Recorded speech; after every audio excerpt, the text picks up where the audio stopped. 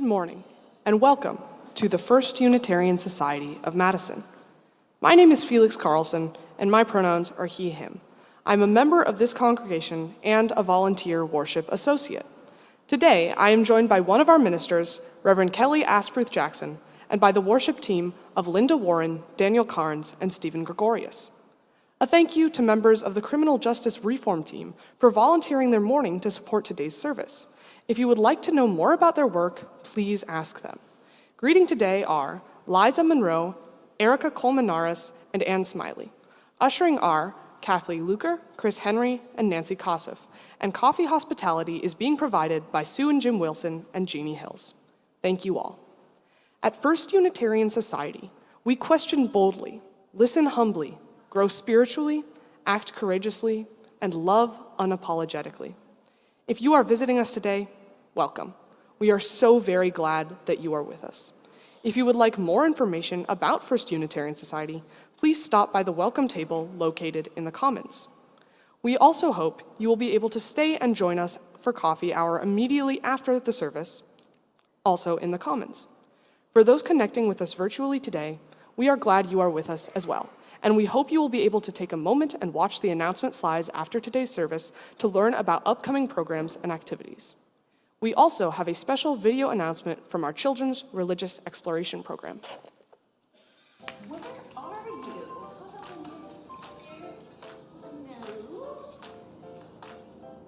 No? Maybe back here? No. Oh, I bet you're in the gabler. Underneath the bell?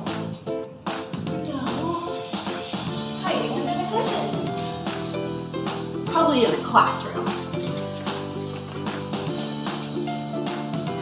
No teachers anywhere. Library? No. Auditorium?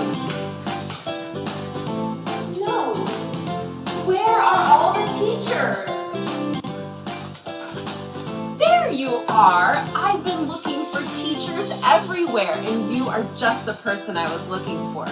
This is the supply room. I'll get all of your supplies ready for classes. You'll have everything you need in our curriculum, and I know you'll be amazing. So what do you say? Are you prepared to be our next official exploration guide?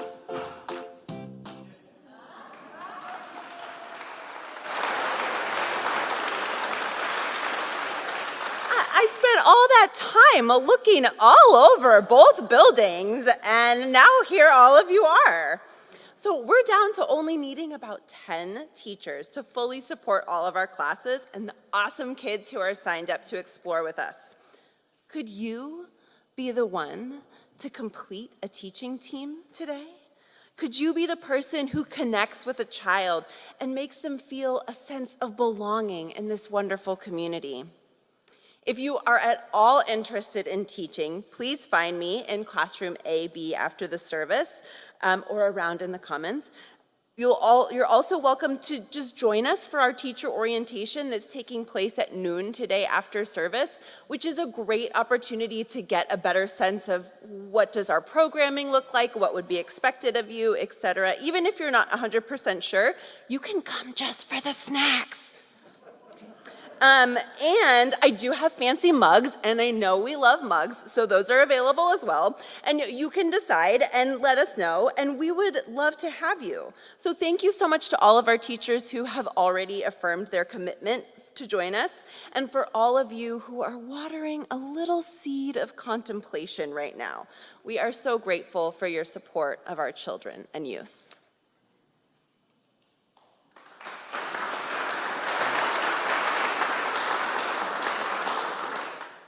And now, I invite you to join me in a moment of silence to center ourselves and bring ourselves fully into this time as we join together once again in community.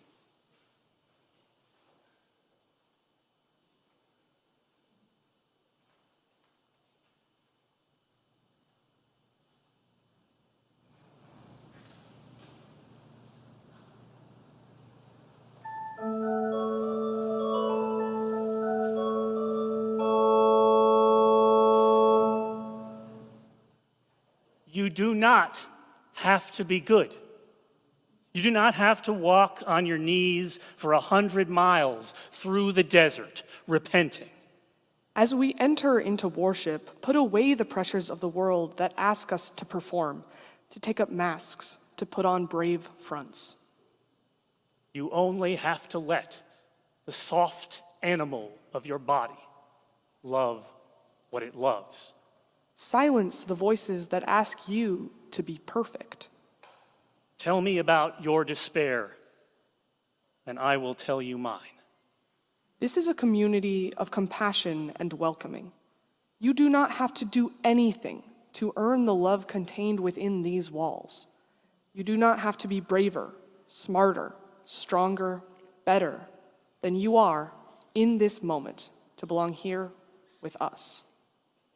Meanwhile, the world goes on.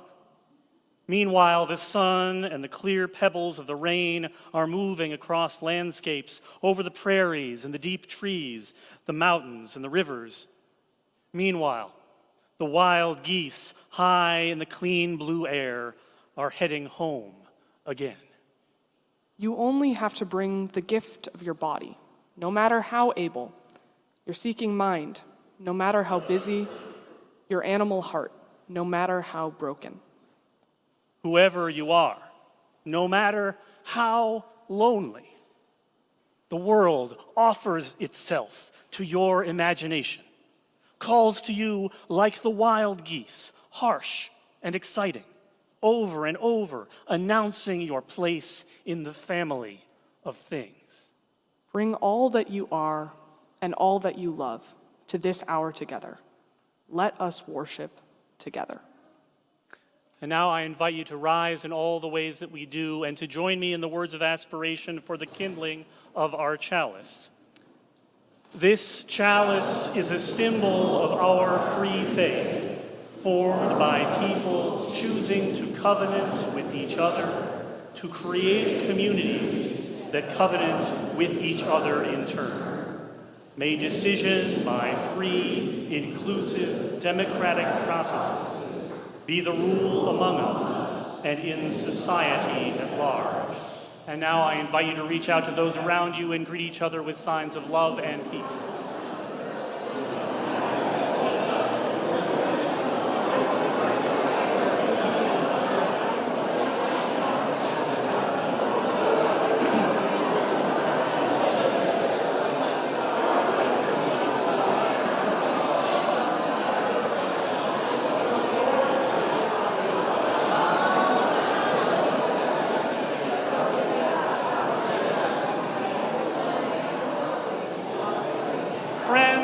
It is so good to be with you together again today. I've been away for a couple of weeks and I have missed singing with you, so I hope that you will sing with me now as we join together in our opening hymn, number 175 in your silver and gray hymnals. If you happen to have one of those, we celebrate the web of life.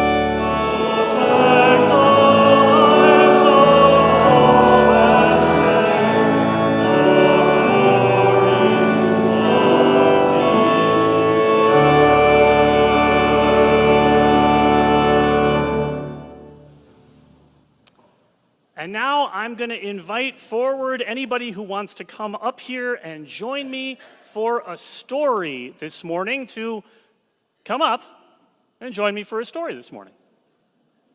Hi there. Hello. Hi. Come on down. It's so good to be with you today. I'm glad that you're here, and I'm glad that I'm here too. I have a story for you today. It comes from the Buddhist tradition. And the main characters in this story are a dog and an elephant. So we're going to start with the elephant.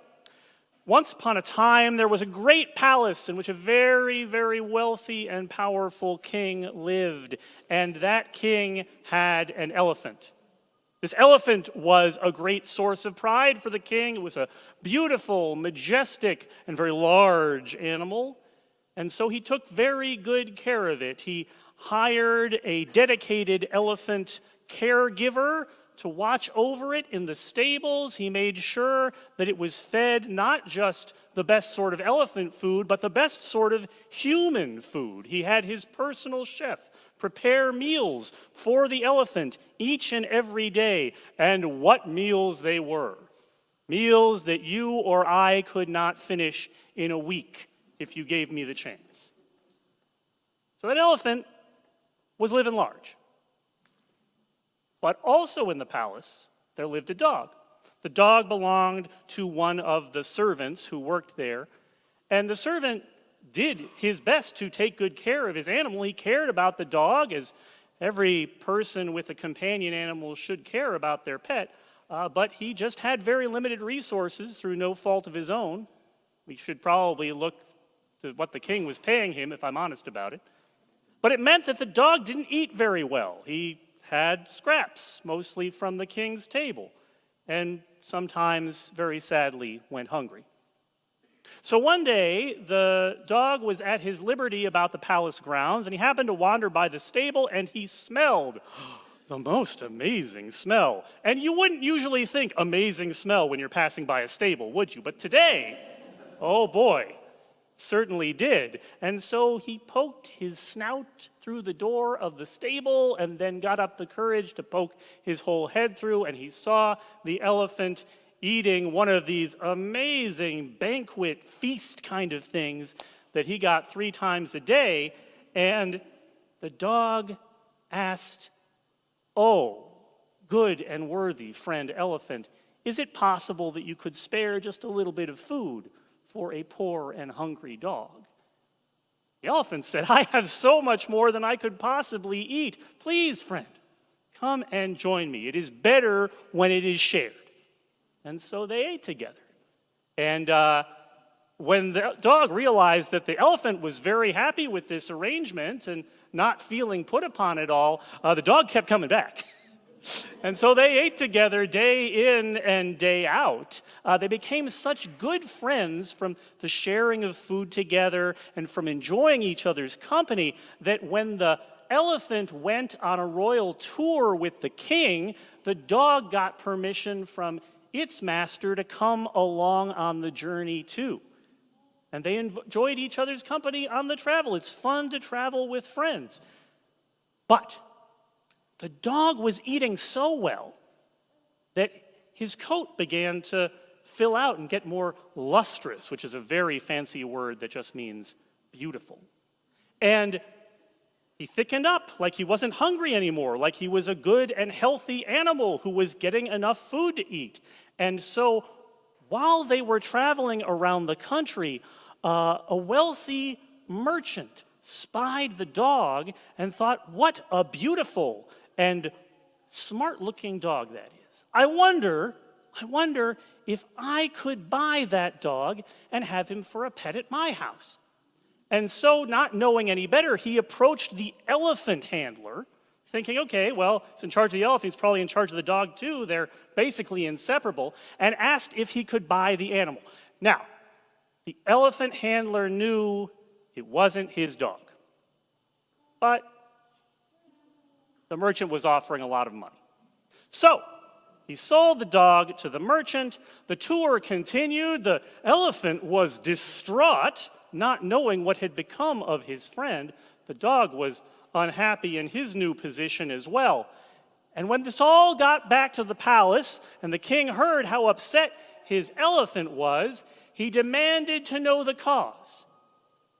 And eventually someone pointed out that dog the elephant was friends with doesn't seem to be around anymore. He said, okay, we got to get to the bottom of this, find out who has the dog. He sent word throughout the whole kingdom, great reward to be paid if this dog is returned to the palace at once. And of course the merchant heard about it and came running right away and explained, look, I bought the dog fair and square, Your Highness. I didn't mean to insult anybody or cause any problem.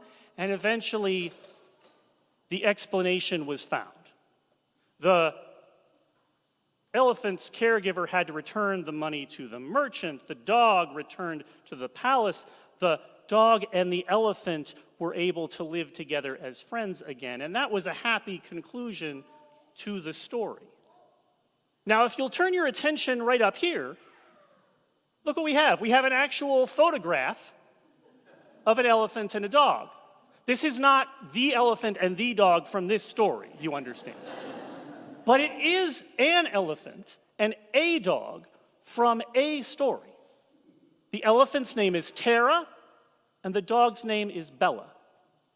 They were friends for many years at an elephant sanctuary, basically a retirement community for elephants. And they were inseparable the whole time that they lived together. They were good and close friends, which I take to mean that there is some truth to this story I just told you, even if the exact story didn't necessarily happen at all. So now it's time for you to go either back to your families or out to summer fun. I hope you have a good time wherever you are going.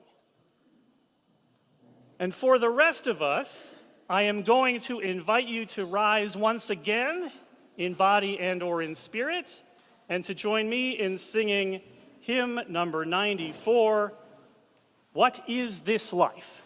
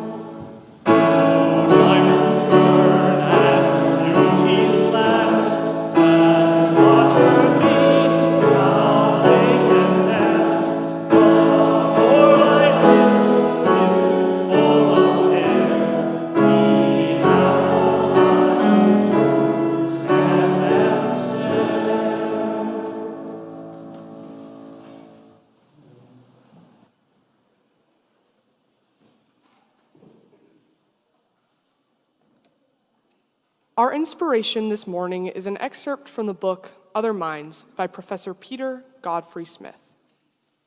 Initially, the view might seem inevitable, that complex thought, with its movement from premise to conclusion, step to step, must require language, or something close to it. It seems that organized internal processing could not take place without it. But once we make that last statement, we are saying something that's not true. It has become clear now that very complex things go on inside other animals without the aid of speech. Baboons live in social groups with complex alliances and hierarchies. They have simple vocalizations, 3 or 4 calls, but their internal processing of what they hear is much more complicated. They can recognize each individual's calls and interpret a series of calls made by different baboons, constructing an understanding of events around them that is far more complex than anything a baboon could say. When they build these narratives, They have some means for putting ideas together, which goes far beyond what they can express using their communication system.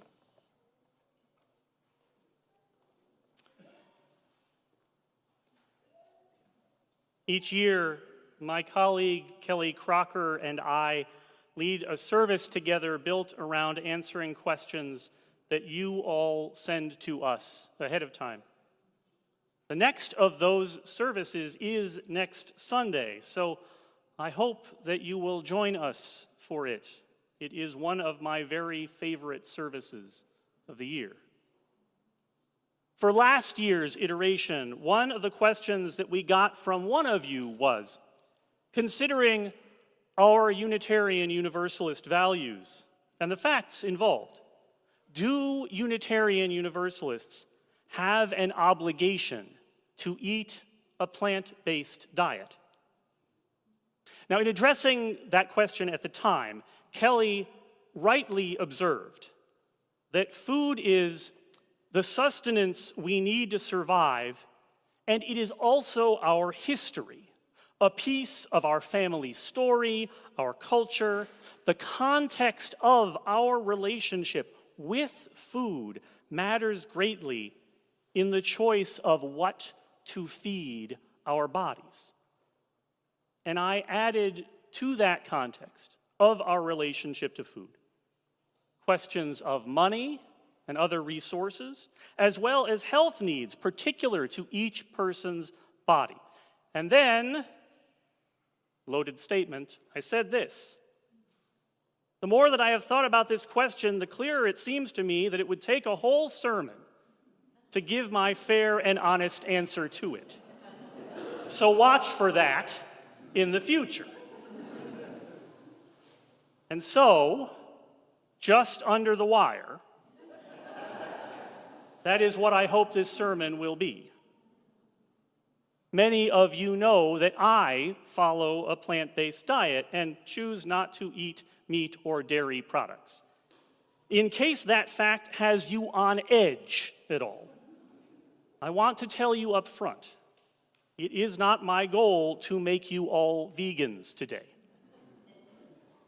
Instead, my goal is to walk you through some of my own process of moral reasoning in the hopes that some lesson from it might be applied to the deep questions that you are concerned with in your life, and to offer you some insights that I have gained from being a vegan in a society that finds that odd all of the time and threatening at least some of the time. I was not always a vegan, as the staff of my college dining hall could attest, together with my long-suffering but ever so patient mother before them. My diet for the first 21 or so years of my life was built on a solid foundation of hamburgers and pepperoni pizza. Now, when I fell in love with the person who is now my ex-wife and co-parent, she was a vegan. Strange and wondrous things happen when you love a person. You listen to them. You try to appreciate how they think. You attempt to step into their emotional and philosophical world, even if only for some of the time. Years later, by the time that we moved in together, most of my initial excuses had gone. I no longer believed that my eating of animals was right. All that I had left was the sad certainty that since I ate so few things to begin with, if I chose to give up meat, I would have almost nothing left. After a short time in our new apartment, even that last defense was gone.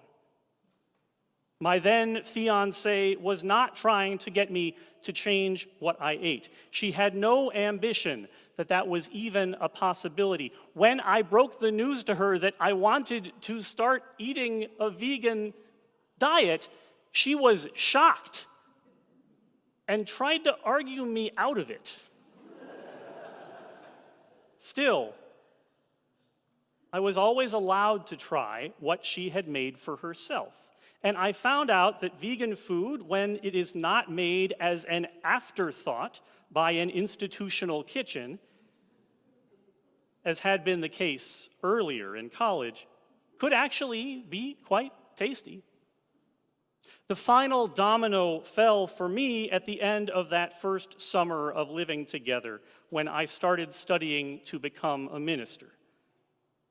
I was setting out to spend my life trying to convince people to live up to their own high ideals.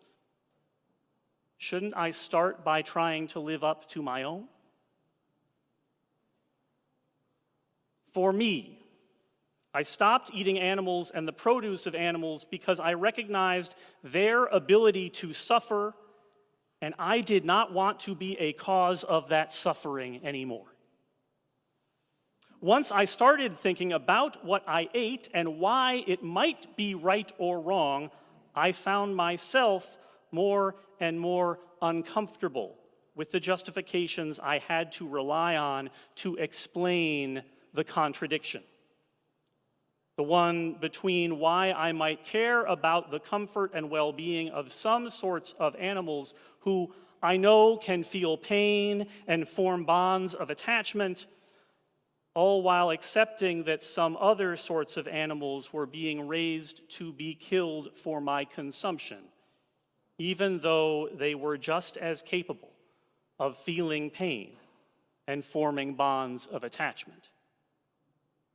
Those justifications, once I stopped simply looking away from the moral question, boiled down to the difficulty of making the change, of giving up meat and milk, justifying causing harm to others in order to avoid inconvenience to myself. That cast me in a role that I did not like seeing myself in. In his autobiographical account of his failed race to become governor of California, the journalist Upton Sinclair famously said, "It is difficult to get a man to understand something when his salary depends on his not understanding it." When I examined my own moral reasoning at the time, I had to conclude that his formula applies to a person's supper as well as their salary. That was the self-indictment that made me change my dietary ethics. But it would be dishonest of me to present it to you in isolation. The matter was not so simple as my just deciding that I had been doing something wrong and then doing something else instead. I had the means to make that change more easily than many others would have otherwise. I didn't have a lot of resources. I was an underemployed grad student, but I still had means enough to accept the expense of a radical change in diet. I could change how I ate without straining my relationship to family and culture.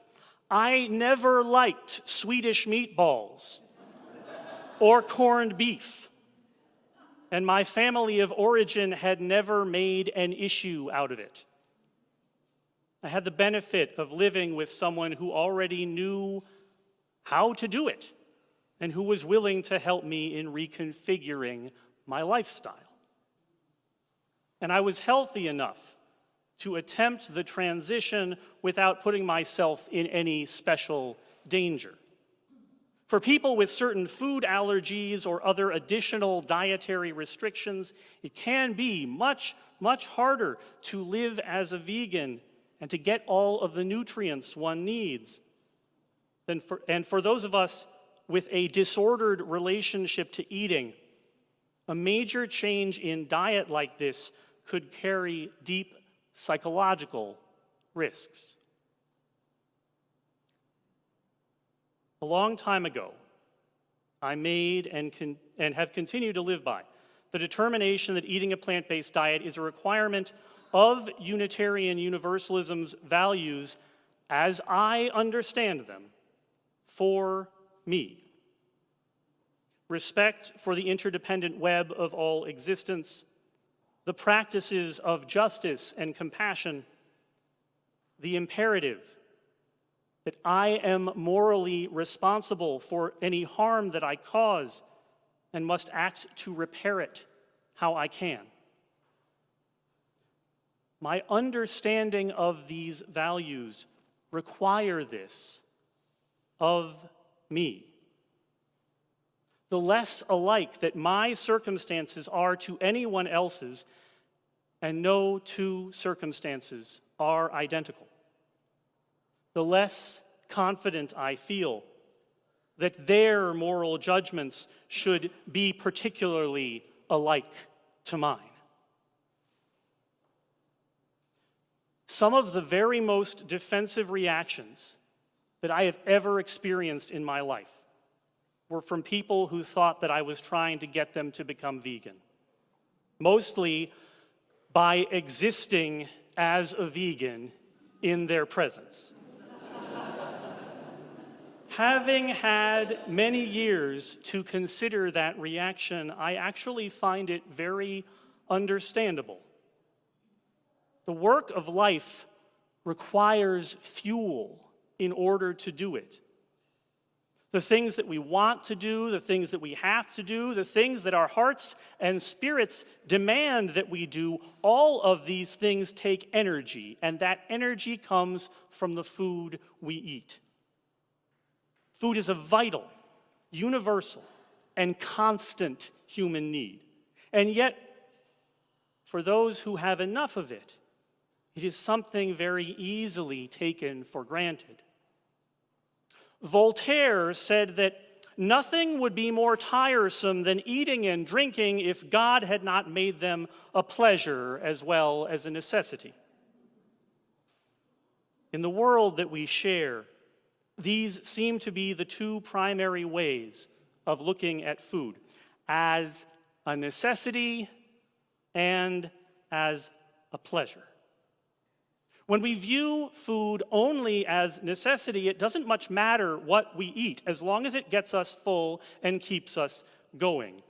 When we view food only as a source of pleasure, then the taste, the smell, the experience of eating matters quite a lot, but nothing else does. When we have a choice about what we eat, for most of us, these are the only two factors that we might consider. Some part of the modern American relationship with food can be traced back to the very early days of Christianity.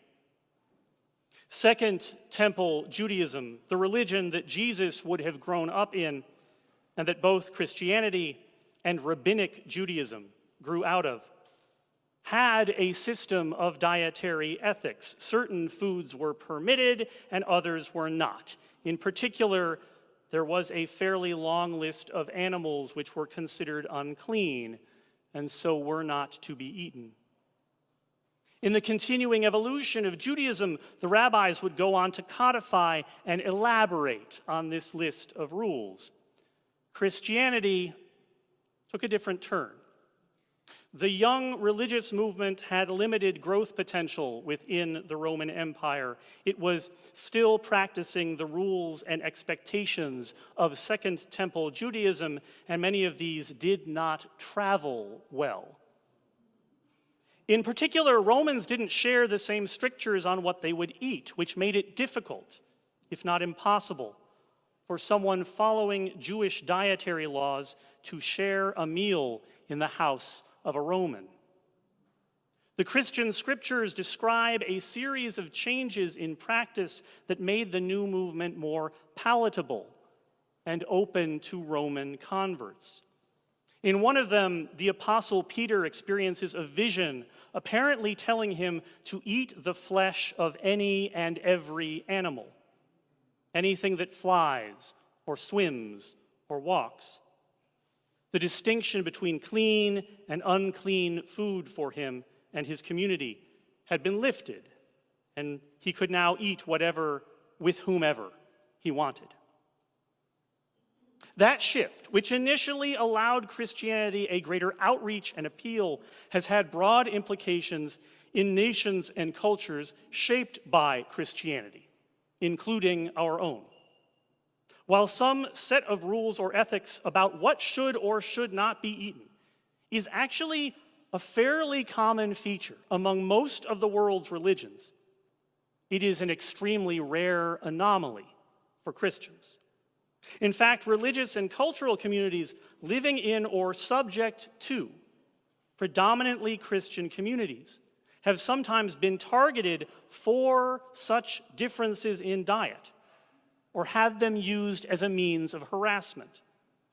Both Judaism and Islam prohibit eating pigs.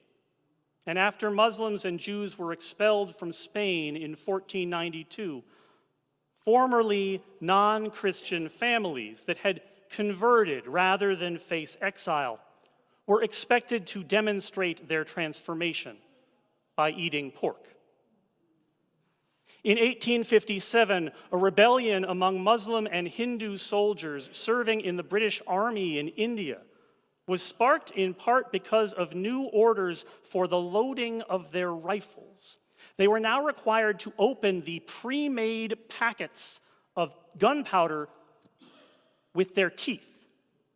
These packets were widely believed to be treated with fat that had been rendered from cows and pigs.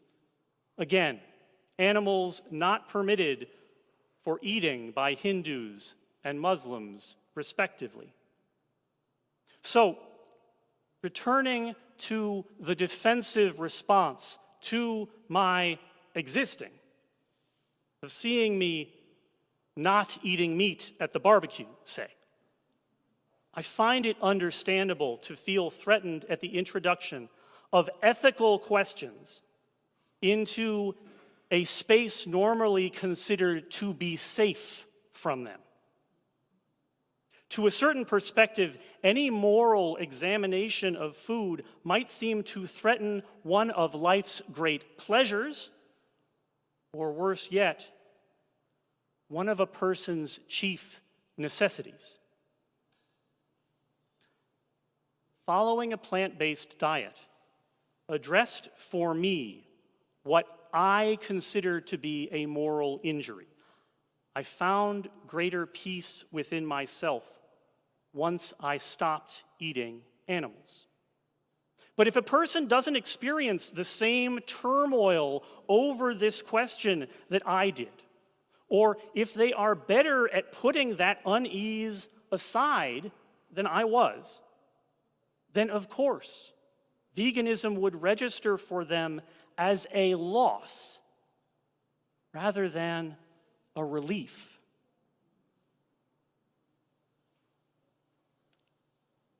When we choose what to eat, we are literally choosing what will become us. I am hard-pressed to think of a more intimate question to consider than that.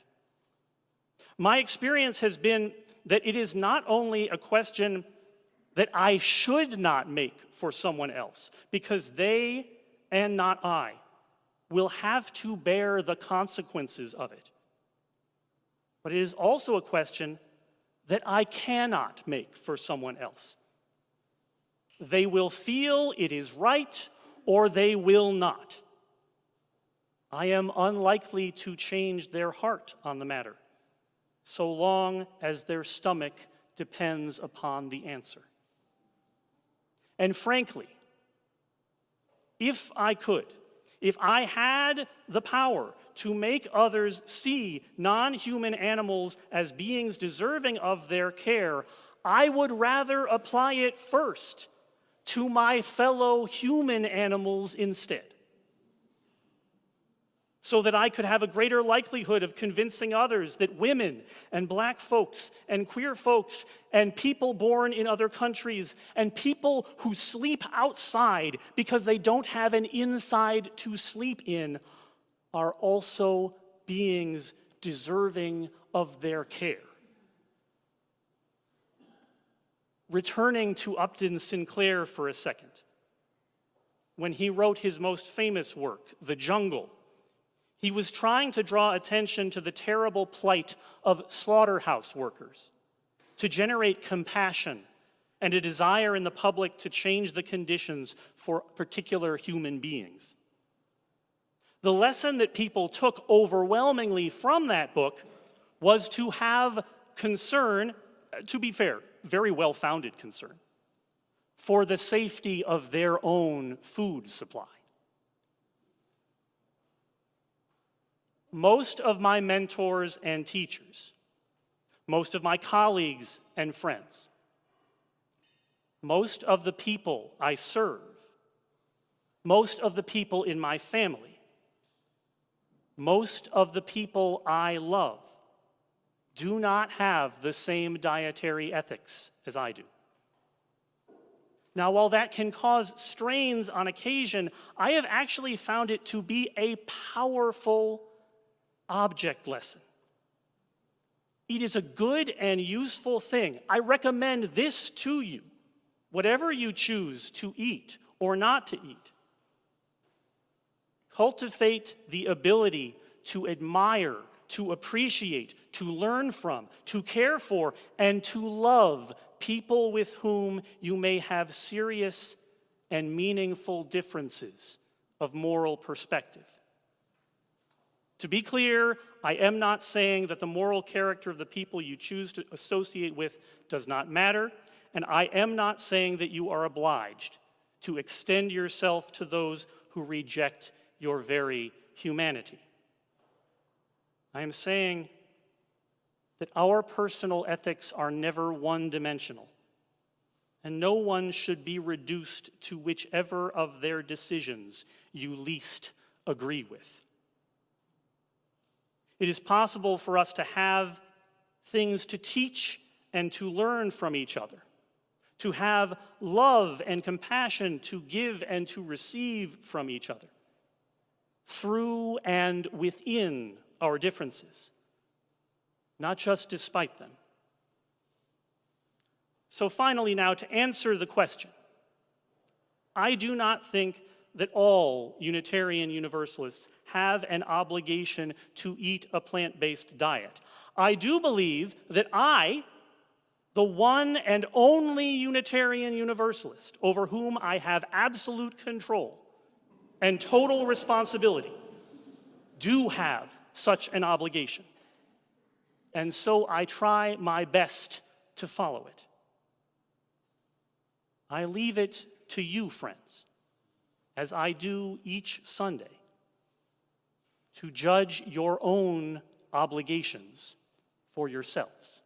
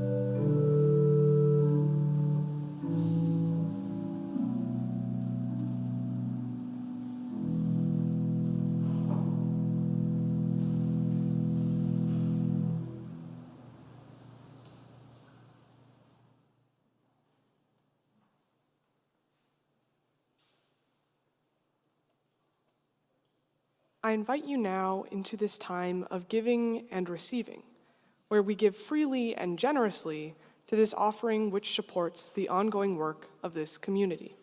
There are multiple ways to share your gifts. You can donate directly from our website, fusmadison.org, or you will see on the screen our text to give information. And now, baskets will be passed here in the auditorium for gifts of cash or checks. We thank you for your generosity and your faith in this life we create together.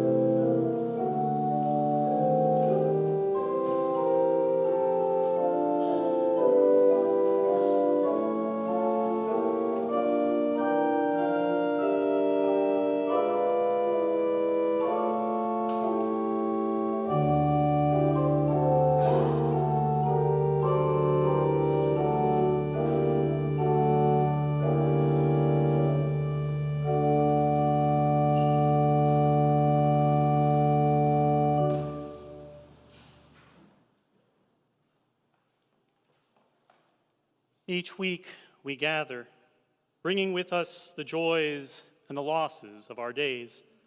We share these here knowing that they are held in love, in care, and in support. We light a candle for all of those who feel isolated by grief, by chronic pain, by mental illness, and all others who are alone and lonely. To you we extend our compassionate hearts. And we light a candle for all that lives in our hearts, the joy and the celebrations, the sorrows and the loss. May we know that we are held in love. If you will join me now in a moment of meditation and contemplation with these words from Kara Fortner. Dear humans, the ones with senses that witness and hearts that break, the ones with brokenness and bruises, seen and unseen, know you are blessed just by being. Dear humans, who struggle through changing tides and crashing waves, the ones who dig deep and hold on tight, and the ones who run up the beach to the safety of the dunes, know you are precious and that you have choices. You who let joy kindle your souls even when outside forces would wish to blow out the flame, know you are lovely and wonderful. You who study, research, express, and innovate, who question and test and experiment, know you are needed and valued in your curiosity. Dear humans, the ones who commune with the trees and the animals, who admire the caterpillar on the milkweed and marvel at the spider on her web, know you are beautiful in your connectedness. You who struggle, who love, who yearn for more and better and more loving, who suffer, who resist, who play and delight in the important things, keep your precious ways, which bring more loving into the world. Cherish your innovations and your choices. And dear humans, know that you are blessed just by being. May we rest in the silence for a moment together.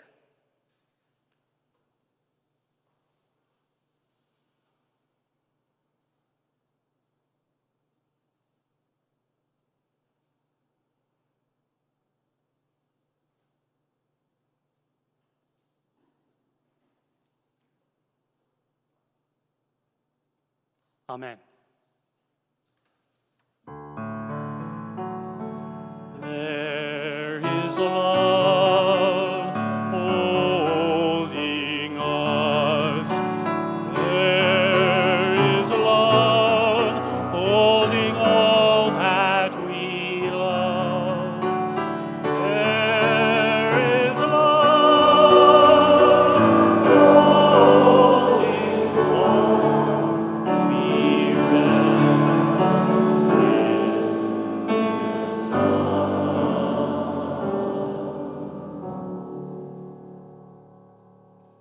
I invite you now to rise once more in body and or spirit to join me in our closing hymn. It was actually last week's opening hymn, number 324, Where My Free Spirit Onward Leads.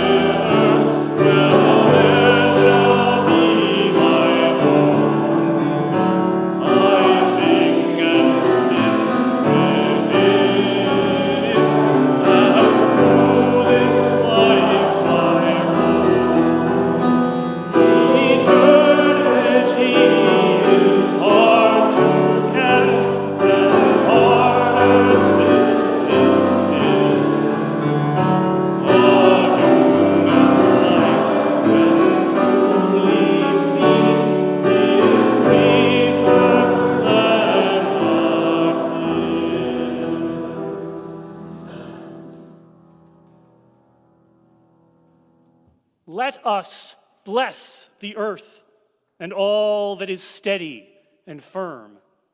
Let us bless the sky and all that is open and filled with light.